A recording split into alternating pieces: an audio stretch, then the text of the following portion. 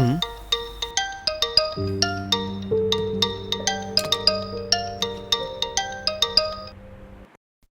Hello sir, చెప్పండి. ఈ రోజు వరకు అకౌంట్ డీటెయిల్స్ అన్ని తీసుకొని నువ్వు ఇంటికి వచ్చాయి. లెక్కలన్నీ నేను చూడాలి. Okay sir. నీలా,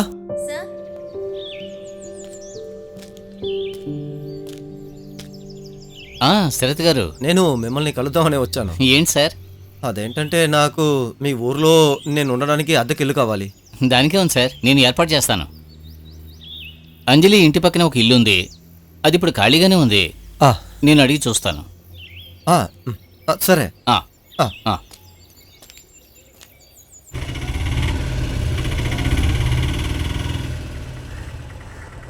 ఎంత?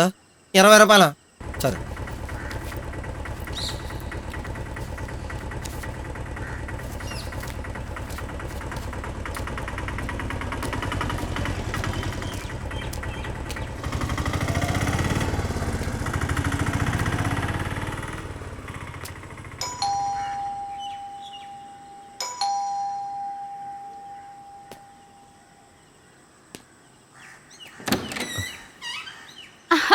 అరే శరత్, ఈ రోజు నువ్వు రాకపోతే నేనే అక్కడికి వచ్చేసేదాన్ని. నేను నీకన్నా వయసులో పెద్దవాణ్ణి. హ్మ్. అన్నయ్య అని పిలవచ్చు కదా. అవునులే, పెద్ద మొగాడివి, నిన్ను అన్నయ్య అని పిలవాలి. పాపం. ఆ, అది కూడా నిజమే. మీరు మా ఊర్లోనే ఉండేవారు. నువ్వు ఎప్పుడు నా భుజాలపైనే ఉండేదాన్ని. హా. అందుకే చెప్తున్నా, నన్ను అన్నయ్య అని పిలువు. తెలుసు తెలుసు, కావాలంటే నువ్వు చెప్పినట్టు పిలవటానికి ట్రై చేస్తాను.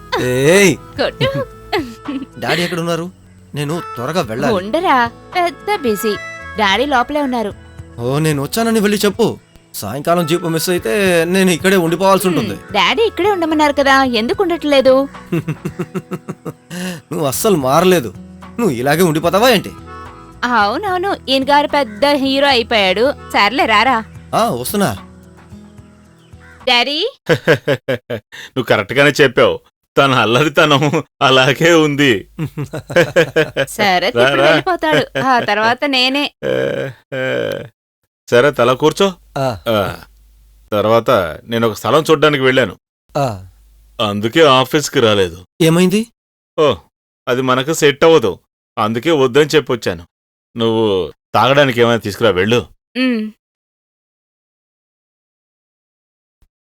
తను ఇంకా కొంచెం కూడా మారలేదు. తనింకా చిన్నపిల్లలా ఉంటే ఎంతో బావుండేది. తర్వాత మీ అమ్మ బానే ఉంది కదా? సరే, ఎలాంటి ప్రాబ్లం లేదు. మేము ఊరొదిలిపెట్టి వచ్చేటప్పుడు నువ్వు చాలా చిన్నపిల్లాడివి. మీ అమ్మగారు నిన్ను పెంచడానికి చాలా కష్టపడ్డారు. అమ్మను కూడా ఇక్కడికి తీసుకురావచ్చుగా? నేను రమ్మన్నాను, కానీ అమ్మే ఊరు వదిలి రానని నాతో చెప్పింది. అది కూడా కరెక్టే. వాతావరణం బావుంటుంది, ఎలా రావాలనిపిస్తుంది. కానీ మా ఆవిడికి ఆ క్లైమేట్ సెట్ అవ్వలేదు, అందుకే ఇక్కడికి వచ్చేశాం. ఆ రోజు మాకు ఏర్పడిన ప్రమాదం వల్ల నన్ను నా కూతురు అనార్థం చేసి తను వెళ్ళిపోయింది.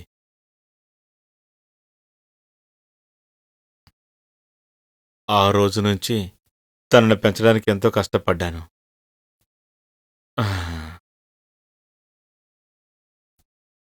ఇక తనకొక పెళ్లి చేసేస్తే నా బాధ్యత తీరిపోతుంది.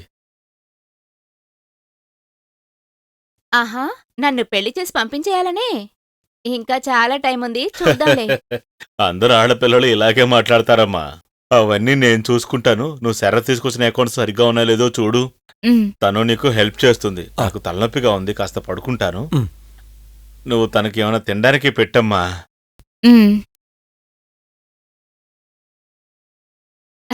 వేడిగా దోసుంది. నువ్వు వెళ్ళి త్వరగా ల్యాప్టాప్ తీసుకురా. నేను అద్దెకి వెళ్ళి ఇల్లు అప్పుడే వెతుకోవాలి. వెళ్ళాలా? కాసేపు ఉండొచ్చు కదా. చూడు, నేను త్వరగా వెళ్ళాలి. నువ్వు వెళ్ళి తీసుకొస్తావా? దోశ తీసుకురానా, ల్యాప్టాపా? అమ్మో తల్లి, త్వరగా వెళ్ళి ల్యాప్టాప్ తీసుకురా.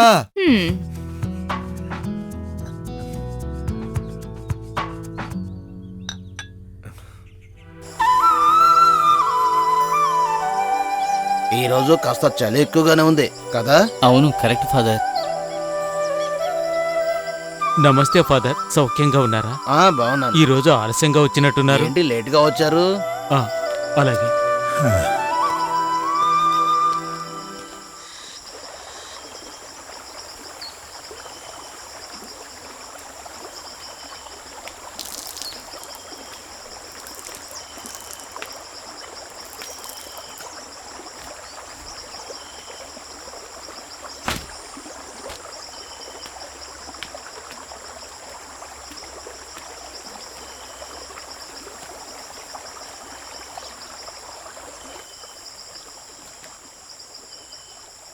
రే రాఘవా ఆ? ఆగు. నేను నిన్నే వెతుకుతున్నాను రా. ఏంటి విషయం? ఏరా నువ్వు ఎందుకురా అనవసరంగా ఆ పిల్లలు పట్టుకొని కొట్టావు? కొట్టడమే మీ తప్ప. నేను తను కొడతాను, చంపుకుంటాను. అది నా ఇష్టం ఫాదర్. ఇక అది జరగదు. రే కొన్ని సంవత్సరాలకు ముందు నువ్వు వాళ్ళని వదిలించుకుని వెళ్ళినోనివే కదరా. ఆ? రే ఆ కుటుంబం ఎలా బతుకుతుందో నువ్వు ఒక్కసారైనా ఆలోచించావా? నాన్ననే అధికారం మాత్రం చూపిస్తున్నావు. రే ఆ పిల్లలన్నా వాళ్ళ బతకనివ్వరా? ఇలా చూడు, నీ కూతురే ఈ ఊరికి ఎస్ఐగా వచ్చింది. నువ్వు ఇంకా ఇలాంటి ఎదవేసలేసావంటే నీ కూతురే తీసుకెళ్లి లోపలేసి జైలు కూడా తినిపిస్తుంది. కానీ పరువు ప్రతిష్టలు పోయేది నీకు కాదు, తనకి. అది నువ్వు మర్చిపోకు. ఆ అవమానాలన్నీ తను తట్టుకుంటుంది. మీరందరినీ స్వర్గానికి పంపే మార్గం చూడండి. మీ నీతులు నాకేం అవసరం లేదు. ఓ అయితే నేను చూసుకుంటానులే. నీలాంటి వాడిని మార్చడం ఈ జన్మకు కుదరదురా. ఫాదర్ మీటింగ్ 10 గంటలకు ఫాదర్. రే దీని అంతటికీ నువ్వు ఏదో ఒక రోజు సమాధానం చెప్పాల్సి వస్తుందిరా.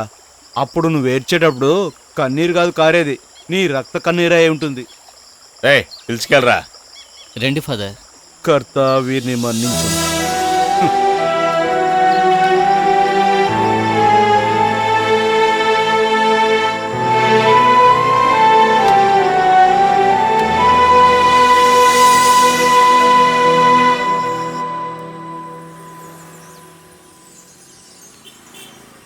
అన్నయ్య నేను వెళ్ళొస్తాను. సరే రేపు త్వరగా వచ్చేమ్మా.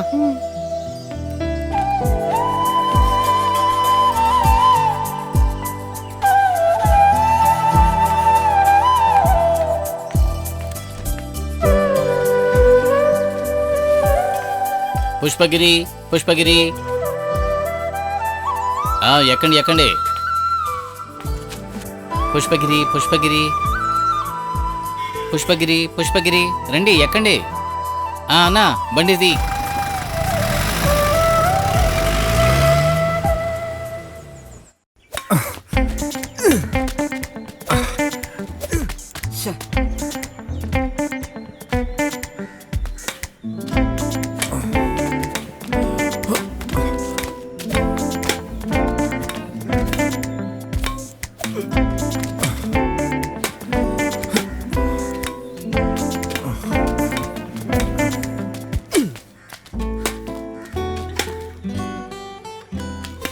ఏంట్రా పిల్లలు, కాస్త హుషారుగా ఆడండ్రా, బాగా జాలిగా ఆడండ్రా.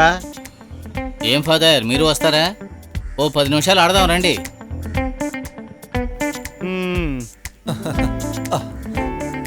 నేను ఆడిన ఆటలు మీరు ఈ జన్మంతా ఆడినా సరిపోదు. అదంతా కేవలం మీ ఓహే ఫాదర్. హ. హ. ఏంట్రా ఈ ఆట? ఛే! బాగా ఆడేవాడిని, అంతా పోయింది.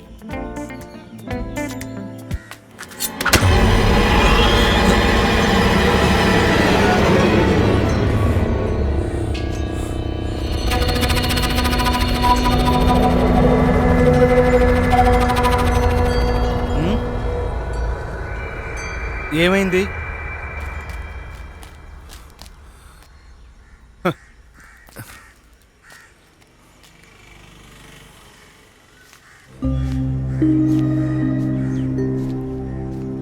కొంచెం మిస్ అయింటే ఆ కత్తి నీ గొంతులో దిగి ఉండేది. ఫాదర్, ఇలా జరిగిందని ఎవరికి తెలియకూడదు. విషయం ఏంటో నాకు అర్థం కావడం లేదు. కర్రసాముని ఆయన చిన్నప్పుడే నేర్చుకున్నారు. అది మాత్రమే కాకుండా ఎవరో గురువు దగ్గర మల్ల యుద్ధం, కత్తిసాము అన్ని నేర్చుకున్నారు. ఎటువంటి అడవి మృగానైనా సరే పట్టుకోగలిగే వేటగాడు. అయినా మీ మీద ఇంత కోపంగా ఎందుకుంటున్నాడో నాకు అర్థం కావడం లేదు. నేను అతని డాక్టర్ మంచి ఫ్రెండ్స్. అదే అతని కోపానికి కారణమై ఉండొచ్చు. ఎప్పుడు ఆ కోపం తగ్గుతుందో ఏంటో ఎవరికి తెలుసు. ఆడు కూతురిని తలుచుకుంటేనే నాకు కాస్త బాధగా ఉంది. చిన్న వయసు నుంచి ఆ కుటుంబాన్ని తన చేతుల మీదే నడిపిస్తూ ఉంది. 1960లో కొంతమంది సురులిని నుంచి వచ్చి స్థిరపడ్డారు. మెర్లిన్కు 1 సంవత్సరం వయసు ఉన్నప్పుడు వాళ్ళ అమ్మా నాన్నలు ఈ ఊరికి వచ్చారు. అప్పుడు ఇది పెద్ద అడవి. ఈ పక్కనే మొత్తం శుద్ధం చేసి వ్యవసాయం చేయడం మొదలుపెట్టారు. వాళ్ళ మాదిరే కొంతమంది ఈ ఊరు వదిలిపెట్టి పోన వాళ్ళు అప్పుడు ఎస్పీగా ఉన్న అబ్దుల్ ఖాదరు పోలీసు వాళ్ళు ఫారెస్ట్ వాళ్ళు ఒకటిగా కలిసి ఈ ఊర్లో ఒక పెద్ద గొడవే సృష్టించారు. ఆ గొడవలో ఎంతో మంది తుపాకీ గుండ్లకు బలయ్యారు. ఆ సమయంలోనే మెర్లిన్ అమ్మా నాన్నలు చనిపోయారు. అప్పుడు ఇక్కడున్న ఫాదర్ థామస్ నాకు ఒక విషయం చెప్పారు. అది నాకు ఇంకా గుర్తుంది. ఫాదర్ థామసే మెర్లిన్ని చదివించారు. తను ఇంటర్మీడియట్ చదివేటప్పుడే రాఘవన్తో పరిచయం అయింది తనకి. లాస్ట్కి వాళ్ళిద్దరికీ పెళ్ళి అయింది. రాఘవ చాలా మంచివాడు. తన కుటుంబంతో సంతోషంగా ఉన్న సమయంలో వాళ్ళకి అనుకోకుండా గొడవలు స్టార్ట్ అయ్యాయి. రాఘవ మెర్లిన్ చంపడానికి ప్రయత్నించాడు. పిల్లల్ని అనాథలుగా వదిలేసి వెళ్ళిపోయాడు. మళ్ళీ 20 సంవత్సరాల తర్వాత వచ్చి ఈ పంచమితో కలిసి ఉంటున్నాడు. హ, ఏదేమైనా నువ్వు కాస్త జాగ్రత్తగా ఉండు. యేసునాథా.